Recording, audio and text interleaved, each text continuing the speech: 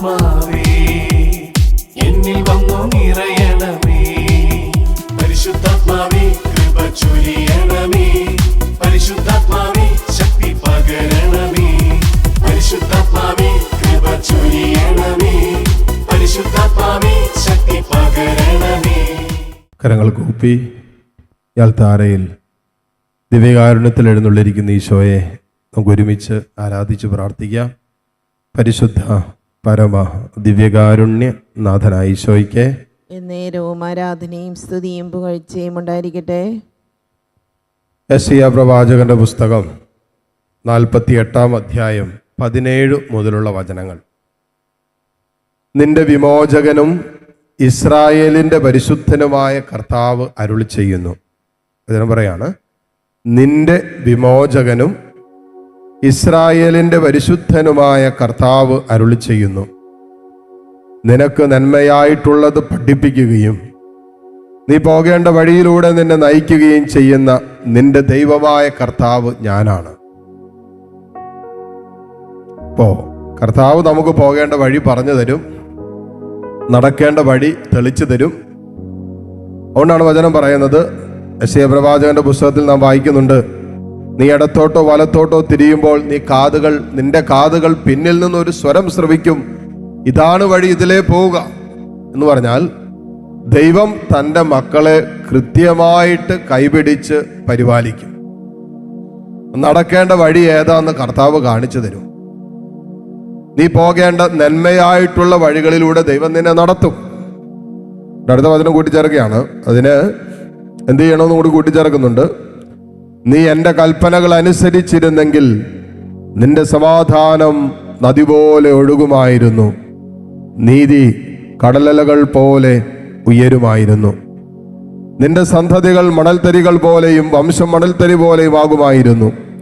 അവരുടെ നാമം എൻ്റെ മുൻപിൽ നിന്ന് ഒരിക്കലും വിച്ഛേദിക്കപ്പെടുകയോ നശിക്കുകയോ ഇല്ലായിരുന്നു. ഞാൻ പറയാണ്, നീ എൻ്റെ കൽപ്പനകൾ പാലിച്ചിരുന്നുവെങ്കിൽ, മറ്റൊരു വാക്യം പറഞ്ഞാൽ നീ കർത്താവിനെ സ്നേഹിക്കേണ്ടതുപോലെ സ്നേഹിച്ചിരുന്നെങ്കിൽ, എന്നെ സ്നേഹിക്കുന്നവൻ എൻ്റെ കൽപ്പന പാലിക്കുമെന്നാണ് ഈശോ പറഞ്ഞത്. അപ്പോ കൽപ്പനകൾ അനുസരിച്ചിരുന്നെങ്കിൽ എന്ന് പറഞ്ഞാൽ, മറ്റു വാക്യം പറഞ്ഞാൽ ദൈവത്തെ സ്നേഹിക്കേണ്ടതുപോലെ സ്നേഹിച്ച് ഒരു ദൈവ മകനായി ദൈവ മകളായി യഥാർത്ഥ ഇസ്രായേലായി ഒരു ദൈവ പൈതൽ ജീവിക്കാൻ തുടങ്ങുമ്പോൾ 40 വർഷക്കാലം ഇസ്രായേൽ ജനം മരുഭൂമിയിലൂടെ അലഞ്ഞ് തിരിഞ്ഞ് നടന്നപ്പോൾ അവരെ കൈപിടിച്ച് നടത്തിയത് കർത്താവാണ്. അവരെ വഴി നടത്തിയത് കർത്താവാണ്. അവരുടെ വസ്ത്രം കീറിപ്പോവുകയോ ചെരുപ്പ് തേഞ്ഞു പോവുകയോ ചെയ്തില്ല എന്നാണ് വചനം പറയുന്നത്. എന്ന് പറഞ്ഞാൽ 40 വർഷക്കാലം നടന്നിട്ട് ചെരുപ്പ് തേഞ്ഞു പോയില്ലെന്ന്, വസ്ത്രം കീറിപ്പോയില്ലെന്ന്. രാത്രി അഗ്നിസ്തംഭമായി, പകൽ മേഘസ്തംഭമായി കർത്താവിന്റെ സാന്നിധ്യം അവർക്ക് വഴികാട്ടിയായി കൂടെ ഉണ്ടായിരുന്നു.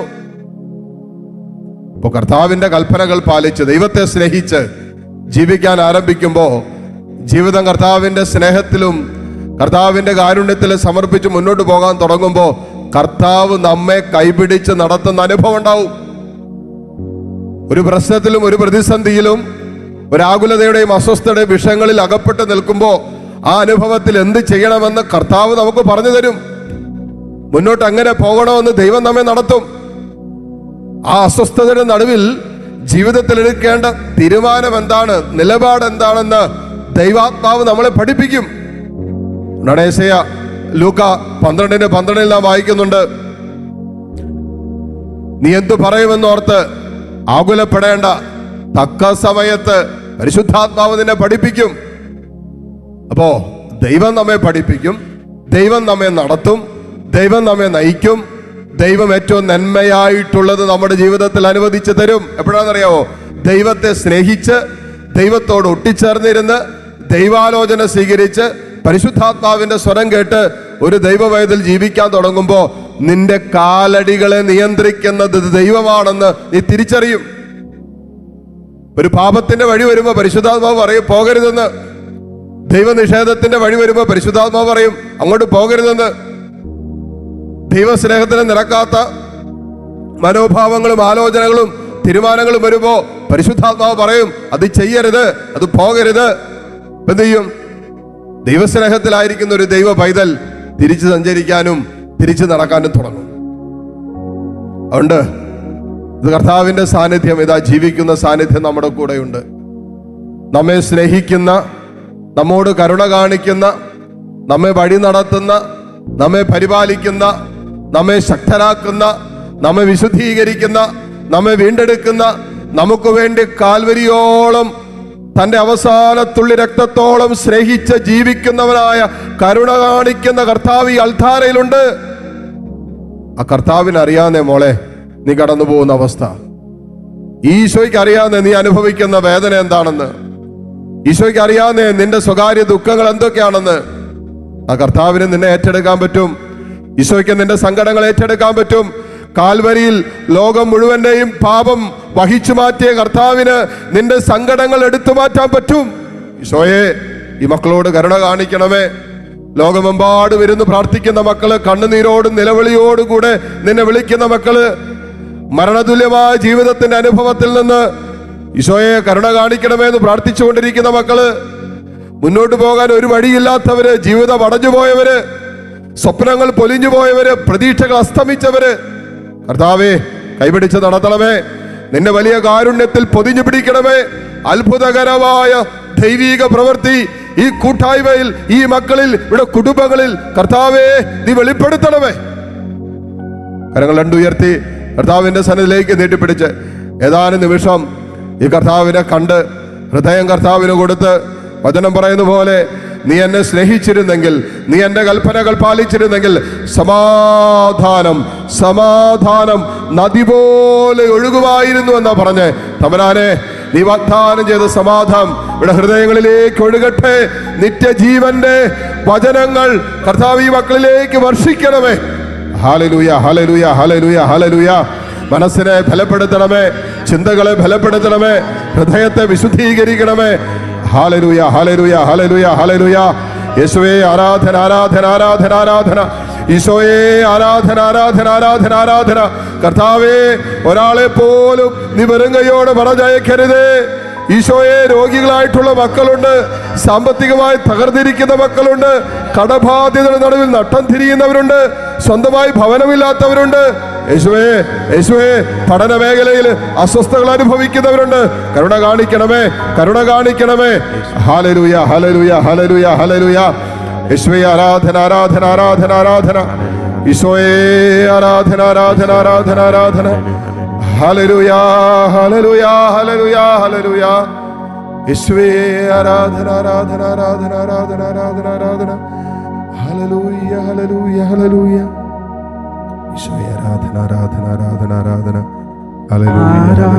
ആരാധനയ്ക്കേറ്റവും യോഗ്യനായവനേ, ഈശോയെ അനശ്വരനായ തമ്പുരാനേ, ആമേൻ. ആരാധനയ്ക്കേറ്റവും യോഗ്യനായവനേ, അനശ്വരനായ തമ്പുരാനേ, അങ്ങേ സന്നിധിയിൽ അർപ്പിക്കുന്നീ കാഴ്ചകൾ അഭിരാമം ഞങ്ങൾ പാടാം. ആരാധന, ആരാധന, നാദ ആരാധന, ആരാധന, ആരാധന, നാദ ആരാധന. മുട്ടുകുത്താൻ സാധിക്കുന്ന എല്ലാവരും മുട്ടുമേലായിരിക്കുന്നു. ദിവ്യകാരുണ്യ ഈശോയുടെ ആശീർവാദം നമുക്ക് സ്വീകരിക്കാം. ഇവിടെ എല്ലാ നിയോഗങ്ങളെയും ദൈവസന്നിധിയിലേക്ക് ഉയർത്താം. ഫ്രാൻസിസ് മാർപ്പാപ്പയ്ക്ക് വേണ്ടി പ്രത്യേകം പ്രാർത്ഥിക്കാം. പരീക്ഷ എഴുതുന്ന നമ്മുടെ കുഞ്ഞുമക്കൾക്ക് വേണ്ടി പ്രത്യേകം പ്രാർത്ഥിക്കാം. നമ്മളോട് പ്രത്യേകം പ്രാർത്ഥന നിയോഗങ്ങൾ യാചിച്ചിട്ടുള്ള എല്ലാവരെയും, എല്ലാ മക്കളുടെ മേലും കുടുംബങ്ങളുടെ മേലും കർത്താവിൻ്റെ കരുണ വർഷിക്കണമേ എന്ന് പ്രാർത്ഥിച്ചുകൊണ്ട് കരങ്ങൾ ഈശോയിലേക്ക് നീട്ടിപ്പിടിച്ച് സ്തുതിച്ച് പ്രാർത്ഥിച്ചുകൊണ്ട് ദിവ്യകാരുണ്യ ഈശോയുടെ ആശീർവാദം നമുക്കിപ്പോൾ സ്വീകരിക്കാം. ഹല്ലേലൂയ, ഹല്ലേലൂയ, ഹല്ലേലൂയ. യേശുവേ ആരാധന, ആരാധന, ആരാധന, ആരാധന.